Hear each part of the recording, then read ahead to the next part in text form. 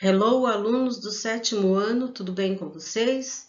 Vamos para a nossa aula de inglês, aula da semana de 3 a 7 de agosto. Peguem o caderno, marquem a data de hoje e vamos para a nossa English Class. O assunto é o verbo to be no simple past. Então, nós já estamos estudando esse tempo verbal do verbo to be e nós estamos agora praticando mais um pouco desse tempo. Então, aqui eu coloquei um quadro, não é necessário copiar. Esse quadro, ele tem os pronomes pessoais, que indica a pessoa que faz a ação, ou a pessoa de quem se fala alguma coisa. E nós temos aqui o verbo to be no tempo presente, no simple present, e o verbo to be no tempo passado, no simple past. Aqui, então, nós temos a conjugação do verbo to be no simple present, conforme a pessoa indicada aqui na tabela. Deste lado, nós temos o verbo to be no simple past, também conjugado de acordo com a pessoa.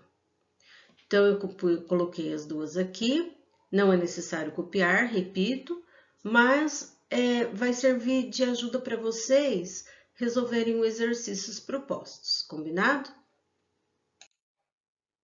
Então, o primeiro exercício, vocês vão completar os espaços com a forma correta do verbo to be, de acordo com o tempo. Então, vocês têm lá, primeira parte, today, hoje.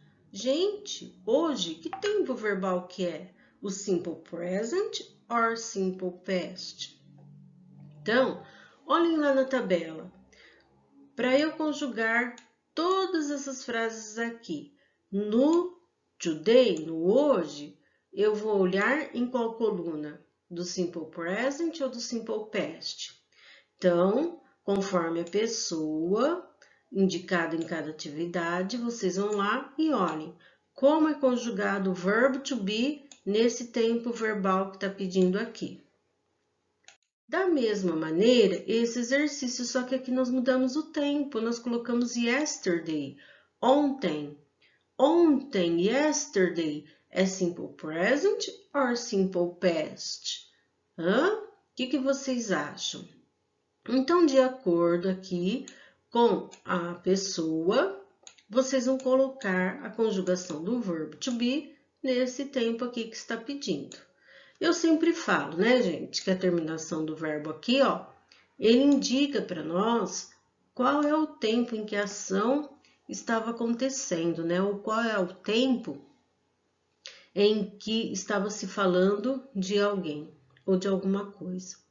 Então, lembrem, uma parte do exercício, um tempo, outra parte, outro tempo. Por isso que eu coloquei os dois tempos lá na tabelinha, tá?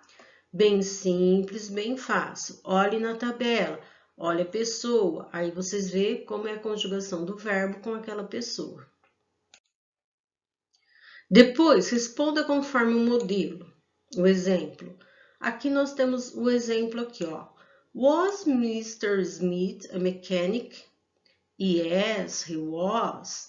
Então, nós perguntamos, ó, nós fizemos uma pergunta, um ponto de interrogação. Então, o Sr. Smith era um mecânico, só que nós sabemos que para fazer perguntas o verbo to be vem aqui primeiro.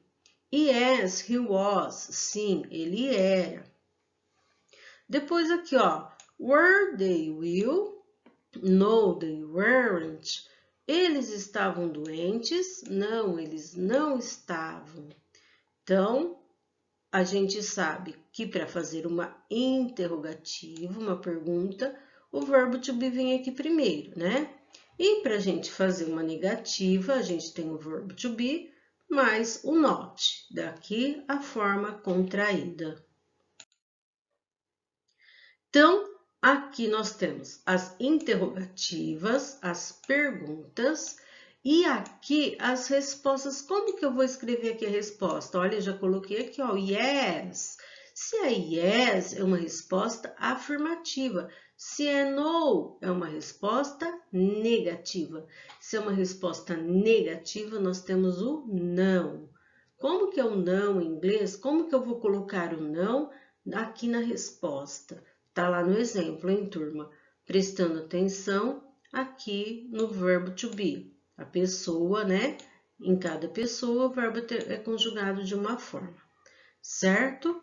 Então, façam atividades, mandem as fotos para eu ter aqui comigo o trabalho de vocês. Quem não fez, vamos fazendo as atividades em dia. E quem tiver dúvida, é só pedir ajuda que eu ajudo vocês. Combinado, turma? Então, bye bye, até a próxima semana.